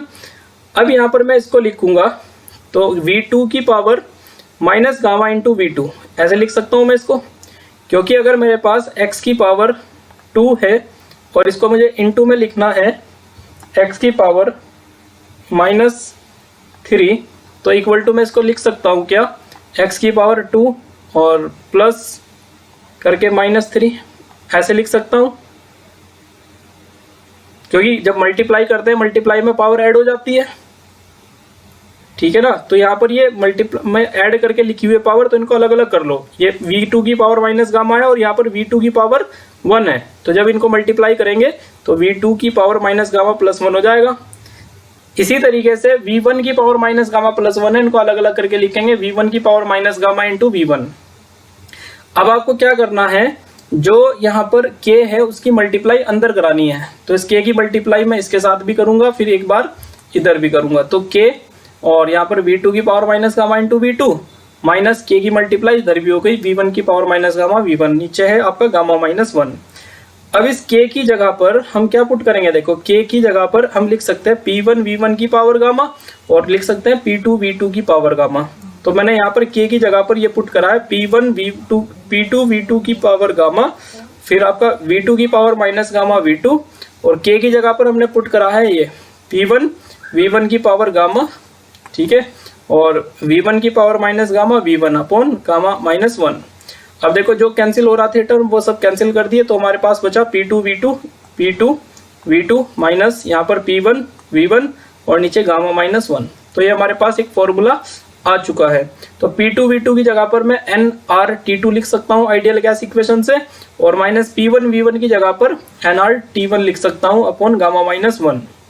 अब यहाँ से मैं nr को कॉमन लूंगा तो nr बाहर आ जाएगा अपॉन गामा माइनस 1, अंदर बचेगा T2 माइनस T1। तो ये स्टैंडर्ड फॉर्मूला है हमारे पास एडियाबैटिक प्रोसेस के लिए, आपको डायरेक्ट फॉर्मूला ही याद रखना है, ठीक है। तो एक बार समराइज कर लेते हैं यहाँ पर फॉर्मूला, ठीक है, एडियाबैटिक प्रोसेस के लिए। अगर वर्क पूछेगा आपका रिवर्सिबल एडियाबैटिक, तो P2 V2 minus P1 V1 upon gamma minus 1, एक तो ये हो गया फॉर्मूला। अब यहाँ से हम जब हम P2 V2 की जगह पर nRT2, P1 V1 की जगह पर nRT1 लिखेंगे तो हमारे पास एक फॉर्मूला ये आ जाएगा nr upon gamma minus 1 T2 minus T1। Irreversible के लिए यही फॉर्मूला चलेगा, minus P external into delta V, ठीक है। ये इक्वेशन है तुम्हारी एडियाबैटिक प्रोसेस में जो लगती है, पॉइजन इक्वेशन थी है ना, P1 V1 की power gamma equal to P2 V2 की पावर गामा। तो ये रिलेशन है P और V का। इसी तरीके से टेम्परेचर और वॉल्यूम का भी रिलेशन लिखा जाता है, T1 V1 की power gamma -1 equal to T2 V2 की पावर गामा -1। और तीसरा जो रिलेशन है वो प्रेशर और टेम्परेचर में है, तो प्रेशर की पावर P1 की पावर 1 माइनस गामा T1 की power gamma equal to P2 की पावर 1 माइनस गामा T2 की पावर गामा। तो इस तरीके से हम 3 रिलेशन लिख सकते हैं एडियाबैटिक प्रोसेस के लिए। क्वेश्चन करते हैं यहाँ पे, question number 29। N ideal gas undergoing expansion in vacuum shows. ठीक है, एक आइडियल गैस है जिसमें एक्सपेंशन हो रहा है वैक्यूम में, तो उसके लिए बताना है आपको क्या होगा। तो अगर हम वर्क की बात करें, वर्क बिल्कुल जीरो होगा, क्योंकि एक्सटर्नल प्रेशर कितना होता है वैक्यूम में, जीरो, तो वर्क जीरो आ जाएगा। ठीक, अब देखो वैक्यूम में हीट का एक्सचेंज नहीं हो पाता, तो क्यू भी कितना होगा, जीरो, ये भी सही है। और ये हम निकाल सकते हैं फर्स्ट लॉ ऑफ थर्मोडायनेमिक्स से। ये फर्स्ट लॉ ऑफ थर्मोडायनेमिक्स से delta E equal to delta Q plus W. Delta Q delta W जो है वो जीरो हो चुका है, तो इंटरनल एनर्जी में चेंज भी कितना होगा वैक्यूम में, जीरो। तो इसलिए ऑल ऑफ दिस इसका आंसर होगा। अगर आपका वैक्यूम है तो वैक्यूम के अंदर इंटरनल एनर्जी में चेंज जीरो, हीट भी आपका जीरो होगा और वर्क भी जीरो होगा। एक क्वेश्चन और देखते हैं। 1 ग्राम हाइड्रोजन गैस एक्सपेंड हो रही है एसटीपी पर to occupy double of its original volume. The work done during the process is, ये ना 1 ग्राम हाइड्रोजन गैस है, एक्सपेंड हो रही है और उसका वॉल्यूम ओरिजिनल वॉल्यूम से डबल हो चुका है, तो वर्क डन कितना होगा। तो 1 ग्राम में हमने डब्ल्यू की वैल्यू 1 ग्राम ली है। ठीक है, नंबर ऑफ मोल्स निकाल सकते हो आप यहाँ पर। 1 ग्राम को हम कैसे लिख सकते हैं, weight upon molecular weight. Weight है 1 ग्राम, मॉलिक्यूलर मास हाइड्रोजन का कितना होगा 2, H2 गैस का, तो मोल्स 0.5 हो गए यहाँ पर, है ना। तो वर्क का फॉर्मूला होता है P external into delta V। अब यहाँ पर देखो प्रेशर और वॉल्यूम है PV, तो PV को मैं क्या लिख सकता हूँ, delta NRT। PV equal to NRT होता है ना, तो वहां से PV equal to delta NRT, work को डेल्टा NRT भी लिख सकते हैं। और यहाँ पर मोल्स आ गए तो आपके 0.5, R की वैल्यू कैलोरी में होती है 2, टेम्परेचर है STP पर। STP पर टेम्परेचर 273 लिया जाता है, इन सब की मल्टीप्लाई कराएंगे तो 273 आएगा। अगर कहीं STP की बात हो तो टेम्परेचर आपको 273 केल्विन लेना है, प्रेशर 1 atm लेना है और वॉल्यूम 22.4 लीटर लेना होता है STP पर। ठीक है, एक क्वेश्चन और देखते हैं। ये N ideal gas is capped in 5 litre cylinder. 5 litre का सिलेंडर है, ठीक है ना, उसमें आइडियल गैस रखी हुई है at a pressure of 15 atm, 15 atm का प्रेशर है। In 13 minute the gas is allowed to enter slowly into evacuated vessel of 500 litre capacity. अब इस गैस को आप एक्सपेंड करा रहे हो 500 लीटर कैपेसिटी के, है ना, इवैक्यूएटेड वेसल में, तो टोटल वर्क डन कितना होगा यहाँ पर ये बताना है। तो किस वेसल में हम इसको एक्सपेंड करा रहे हैं गैस को, इवैक्यूएटेड वेसल में। इवैक्यूएटेड वेसल में क्या होता है, वैक्यूम होता है, और वैक्यूम के अंदर एक्सटर्नल प्रेशर जीरो है। यदि एक्सटर्नल प्रेशर जीरो है तो आपका वर्क कितना हो जाएगा, जीरो। तो आंसर आपका 4 आ जाएगा, कोई कैलकुलेशन करने की जरूरत नहीं है। ठीक है, एक क्वेश्चन और देखते हैं। An ideal gas is allowed to expand from 5 litre to 15 litre. 5 litre से 15 लीटर, है ना, वाले वेसल में एक्सपेंड करा रहे हो आप आइडियल गैस को। वंस रैपिडली, एक बार तो रैपिडली कराया, एंड वंस वेरी स्लोली कराया। तो the magnitude of work done in the two process are W1 and W2, और ये बताना है कौन सा ज्यादा होगा कौन सा कम। अब देखो 5 लीटर से 15 लीटर में आप करा रहे हो एक्सपेंड, ठीक है। जब आपने रैपिडली कराया तो रैपिडली होने वाला प्रोसेस कौन सा होता है, बता सकते हो? जो रैपिडली होता है तुम्हारा वो कौन सा होता है? रैपिडली मैं ये बताता, रैपिडली होता है रिवर्सिबल, इरिवर्सिबल प्रोसेस होता है रैपिडली, ठीक है ना, क्योंकि एक ही बार में हमने सारे वेट हटा दिए थे और पिस्टन एकदम ऊपर।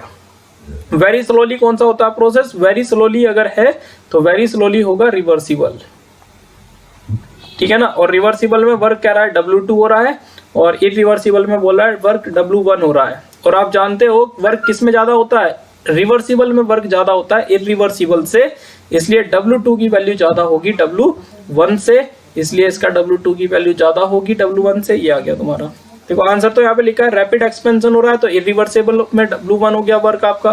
वेरी स्लोली एक्सपेंशन हो रहा है तो ये रिवर्सिबल होगा W2। आप जानते हो रिवर्सिबल में वर्क ज्यादा होता है रिवर्सिबल से, इसलिए W2 is greater than W1। ठीक है, देखो करेक्ट स्टेटमेंट बतानी है about heat and work is that heat appear at surface only, work तो ये मैं आपको नोट पॉइंट में पीछे बता चुका हूँ। हीट और वर्क जो है तुम्हारा वो अपीयर होता है ऑन सरफेस ओनली, तो इसलिए इसका करेक्ट ऑप्शन होगा fourth. For 1 mole of a diatomic gas gamma is equal to, तो डायटोमिक के लिए गामा कितना होता है, डायटोमिक के लिए, ठीक है ना, डायटोमिक के लिए गामा कितना होता है 1.4 होता है। तो कौन सी वैल्यू को हम सोल्व करके 1.4 वैल्यू ला सकते हैं, आप इसको सोल्व करो थर्ड ऑप्शन को, तो 5 और 4 आ जाएगा तुम्हारा। ठीक है, तो ये थी बात वर्क की, ठीक है ना। तो आज की वीडियो में इतना ही रखेंगे और नेक्स्ट वीडियो में हम बात करेंगे फर्स्ट लॉ ऑफ थर्मोडायनेमिक्स की, और कोशिश करेंगे कि नेक्स्ट वीडियो में चैप्टर कंप्लीट हो जाए। ठीक है, तो आज की वीडियो में इतना ही।